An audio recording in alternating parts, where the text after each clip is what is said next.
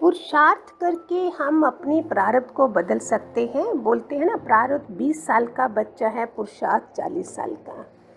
कैसा भी कर्म होगा। और हमारा ज्ञान, क्यों मैं इतना इस ज्ञान को कितनों के सुने हैं। इस शरीर के फादर जो थे वो टॉप मोस्ट कृष्णा मूर्ति के डिसाइपल, लेकिन ये ईजीएस्ट ज्ञान हमारा जो कोई भी ग्रहण कर सकता था। इतना इजी है इस अद्वैत मत को समझना। बहुत आसान तरीके से भगवान जी ने हमें बताया है। इसमें कुछ ज़्यादा पढ़ाई या कुछ दिमाग नहीं चाहिए। बुद्ध महावीर कौन अपना बच्चा पैदा होते साथ धर्म पत्नी को छोड़कर किस लिए निकल गए थे ये लोग। कैसे प्रारब्ध खत्म करा इन लोगों ने। गुरु नानक ने, तुकाराम ने, नामदेव ने, मीरा ने, महावीर ने, हमारे दादा भगवान ने, इन्होंने कैसे खत्म करा। एक ही बार दिवाला निकला दादा भगवान का और बिजनेस की तरफ देखा भी नहीं जो हमने उनका सुना है, और अध्यात्म में गए एक सेकंड में।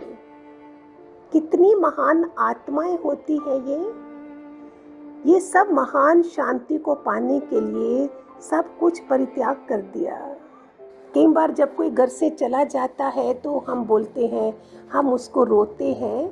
इसके लिए छोटा सा एग्जाम्पल देते हैं। क्यों भगवान जी बोलते, जो चला गया अभी उसका शरीर पड़ा है, अभी वो पालने में होगा। ये हम क्वेश्चन करते थे उनसे। तो एक बार की घटना है, किसी आदमी की वो पत्नी की शरीर शांत हो गया। उसकी 13 साल की लड़की थी। फिर उसने संभाल लिया पूरे घर को, फादर को भी और अपने आप को भी। छोटा इंसान 13 साल का, उसने पूरी तरह से सेवा करी, सब करा। आखिर एक दिन उसको भी कोई ऐसा बीमार हुई कि वो चली गई दुनिया से। अभी फादर अकेला रह गया। एक दिन सपने में उसने देखा, वो सपने में कहीं किसी स्वर्गलोक में गया है। वहाँ सब अप्सराएं हैं, एंजल्स हैं, दीवा लेके खड़ी हैं, दीवा और कैंडल जल रही है। तो एक लड़की का नहीं जला हुआ था दीवा। बाय चांस उसने पूछा, सबके दीवे जले हैं, मेरे इसका क्यों नहीं, तुम्हारा क्यों नहीं। उसने जैसे ही बताया, उसने दूसरे को बोला इसका दीवा भी जलाया, तो देखा ये उसी की बेटी थी। उसने बोला, पिताजी मेरा दीवा जब जब मैं जलाती थी तो आपके आंसुओं से ये बुझ जाता था।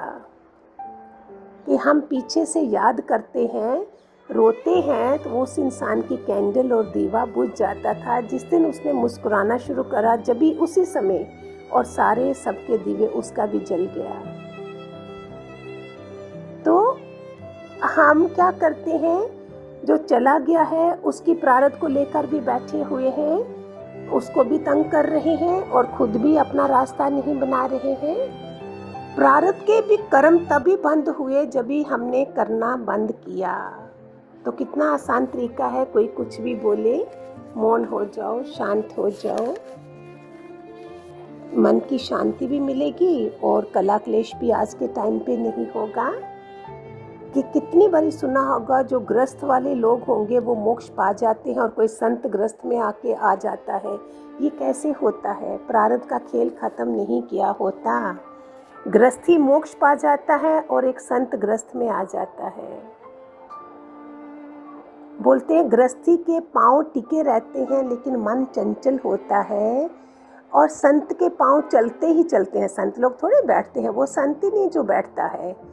चतुर्मास में इसलिए बैठते हैं कि ये सारे जीव जंतु जो हैं वो हमारे पाँव में आ जाते हैं। ये साइंटिफिक है सारा। जो गुरु पूनम से लेकर दिवाली तक इसको चतुर्मास बोलते हैं, जिसके बीच में ये भी आता है, सावन महीना आता है, शिव जी का आता है, पूरा परिवार है, शिव परिवार का है ये। फिर उसमें गणपति आ गए, पितर लोग भी, श्राद्ध भी आ गए। फिर नवरात्रा देवी उनकी वो भी आ गई, पत्नी भी आ गई, पार्वती के दिन भी आ गए, दुर्गा के, गणपति भी आ गए, ये भी आ गया। फिर उसमें दिवाली का हो जाता है फिर ख़त्म। तो ये 4 महीने जो हैं वो हमारे लिए बनाए हैं कि कभी जीव जंतु हम हिंसा ना कर दें। वो क्या फ़ायदा हम इतना सत्संग सुने और हम बाथरूम में भी, घर में भी सब कीड़े मकोड़ों को मारते जाएं। अगर हम संभलते नहीं हैं, हम संभल कर लापरवाही से चलते हैं तो हम कितनी हिंसा कर डालते हैं।